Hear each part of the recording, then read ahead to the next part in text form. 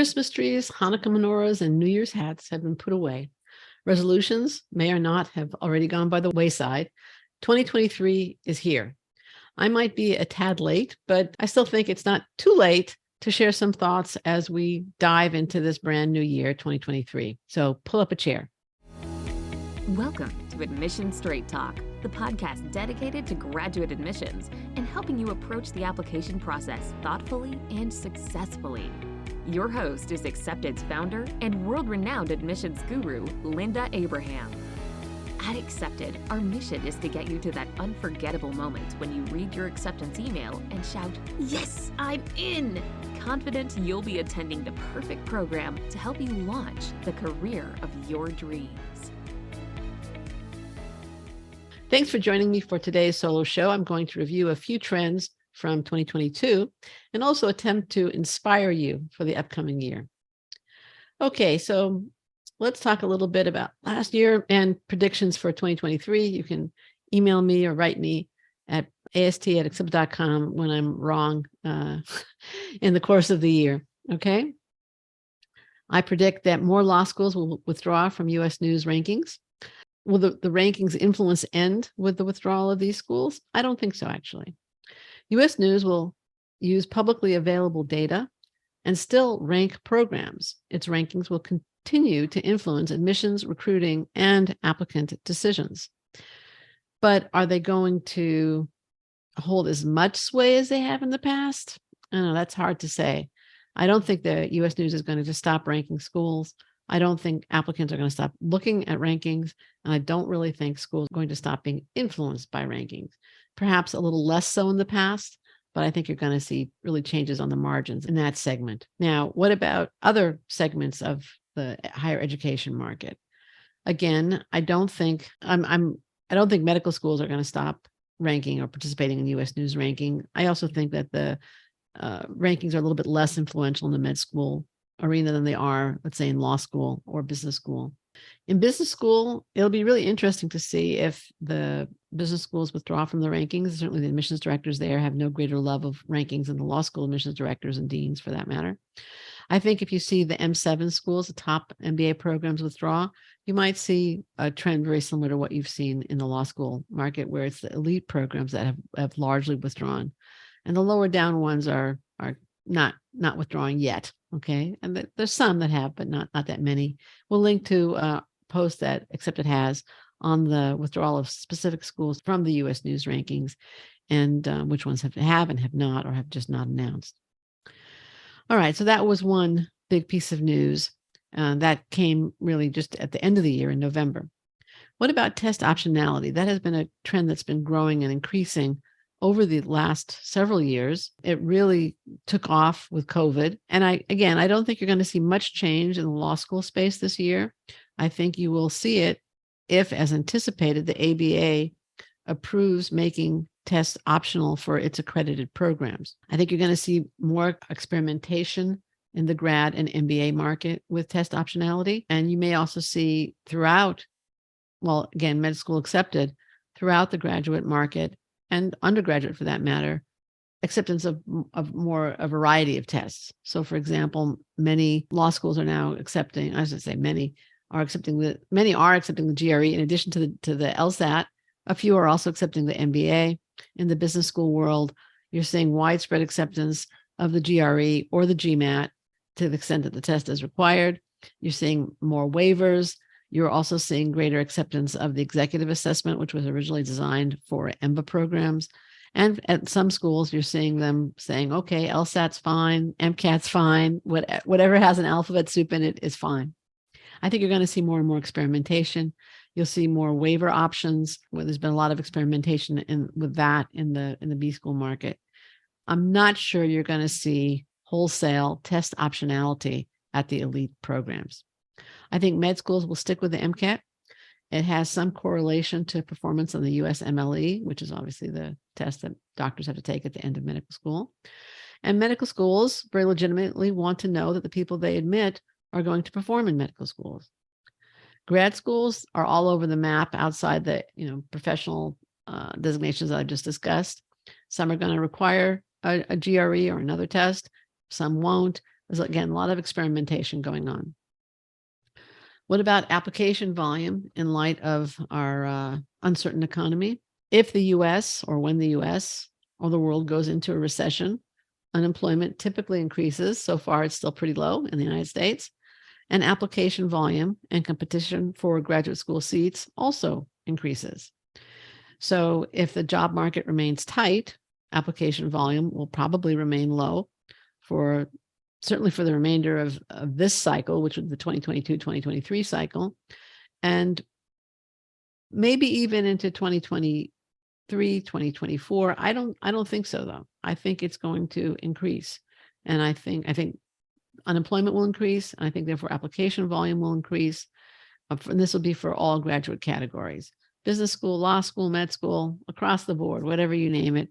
When the economy is in the tank, it's a great time to go to graduate school, whatever your profession is, it seems to be.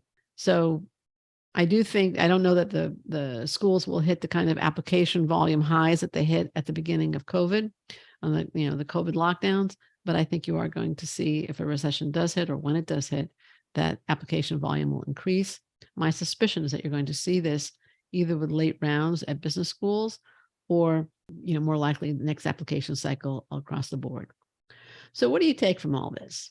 Whether law schools are in or out of rankings is something that gets headlines, but frankly, it really shouldn't affect you that much. You should be making your own rankings. I've said that before. I'll say it again. US News is a great source of data, a great place in which you can compare law schools on specific metrics, but that shouldn't really be the sole determinant of where you apply, whether you're applying to law school, business school, med school, whatever program it is.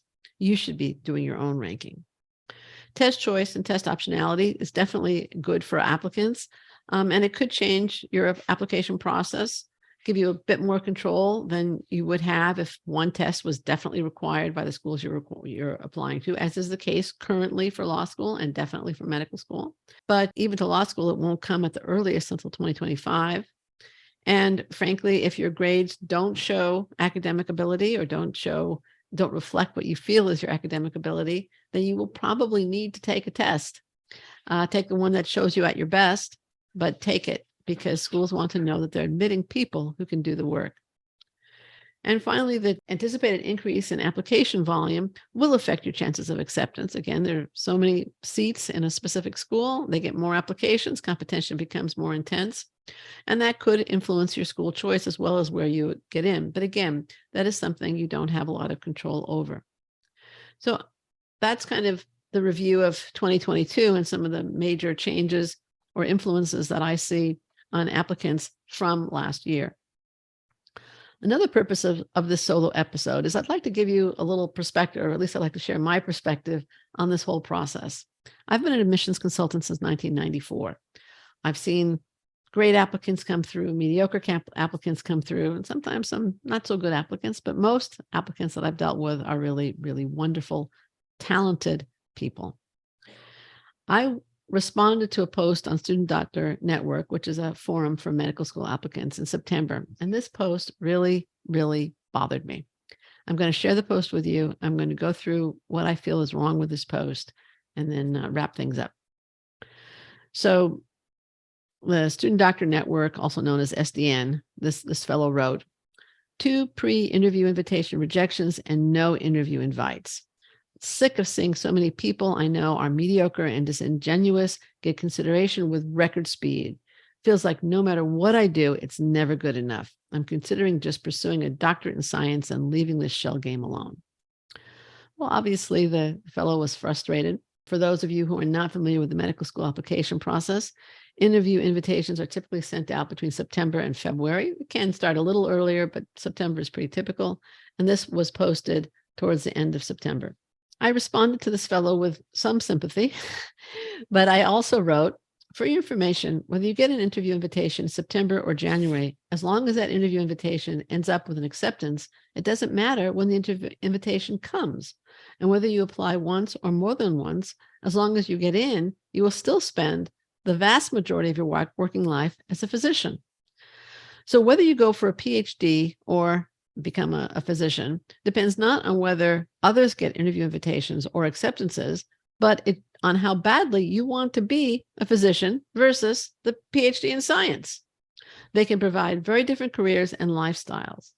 It also can be fairly difficult and competitive to get into PhD programs. Finally, the people you feel are mediocre and disingenuous may have something going for them in terms of their achievements and insight into their experiences that you are unaware of. It happens all the time. They also may have presented their qualifications and fit more effectively via their application. So I ended my post with, don't automatically blame the system and fail to take responsibility. Doing so will prevent you from improving what needs to be improved, whether you need to apply to med school or decide to pursue a different path. Now, why has this post from someone I never met stuck with me and bothered me so much? Because I actually marked it as the post that I wanted to focus on in this episode, like a few weeks after it was posted, because it really did bother me and it really stuck with me. And it reflects an attitude that I feel is very disempowering and just unhealthy. I firmly believe that graduate school is a means to an end, and anybody who's listened to this podcast knows that's what I think. First, you determine what you most want to do and the education needed to achieve that goal. Then you figure out if your goal is worth the effort and resources required to attain it, and go for it. But realize that the application process and the study or the program of study you're trying to get into are means to an end. They are not an end in themselves. So whether you go for plan A or for plan B, and whether that's becoming a business person, a lawyer, a doctor, whatever it is, or a PhD in science, it should not depend on whether someone you feel is worthy or not is invited to interview. That should be really irrelevant to your decision-making process. It should not depend on whether you get an invitation to interview at the beginning or end of the evaluation process. It should not depend on whether you agree with the admissions committee's decisions vis-a-vis others or not. It should depend on your goal, and that should be your starting place and your guiding North Star throughout this process. Furthermore, this fellow was comparing himself to other individual applicants that he knew. Please, please, please don't do that. Just stop it. Don't do it. It's a big mistake. You may not see something in the other applicant that makes them highly qualified for their goal, or perhaps they want to go into an area of your field for which they are well suited and you are poorly suited, and vice versa. Your information could easily be incomplete. Alternatively, you'd be completely correct about their fitness for their goal. However, they did a better job than you did of presenting themselves in the application. And let's also face it, this is not a perfect system. There are times when somebody less deserving might be admitted than somebody who is more deserving. That's just reality. That's life. By blaming, quote unquote, the system and the unfairness of it all, you relieve yourself of all responsibility, as well as any agency and ability to improve and change the outcome. And that was the most troubling part of the post to me. This individual had obviously done a lot of work. I think he was a reapplicant. But when you talk about the system, in other words, vague circumstances beyond your control that are definitely out there, everybody deals with it. You can't do anything about them. You can't change. What you need to do as an applicant, whether first time or reapplicant, not getting invitations, interview invitations, whatever it is, what you need to do is focus on what you can change, influence, and control to achieve your goals. By that, if you're a current applicant, I mean, number one, assuming rejection until you're admitted and preparing for a reapplication so that you're constantly improving your qualifications. And at the same time, and they are not mutually exclusive, one will assist the other, do everything you can to get admitted this cycle. So can you improve your qualifications at this point, even if you're applying now, or if you're beyond the point where you can improve your qualifications for this current cycle, in other words, 2022, 23, prepare for a reapplication. Can you improve the presentation of your qualifications if you do need to reapply? Because a successful application requires good qualifications, competitive qualifications, and a successful presentation of those qualifications. And did you aim too high? Should you change your target schools? Finally, you do have to ask the question, and that is, do you still want the goal you originally set for yourself so much that you were willing to take the steps necessary to achieve it from this point in time going forward. Not what happened 6 months ago or a year ago, but at this point in time. And another thought, and again, I'm going to be repeating myself here a little bit, but when or whether people you feel are worthy or unworthy receive interview invitations or acceptances, that's something you have zero control over. Focus on what you can influence, focus on what you can control. And that's your qualifications and your presentation of those qualifications, as well as where you apply. And that's my message to you as you dive into 2023.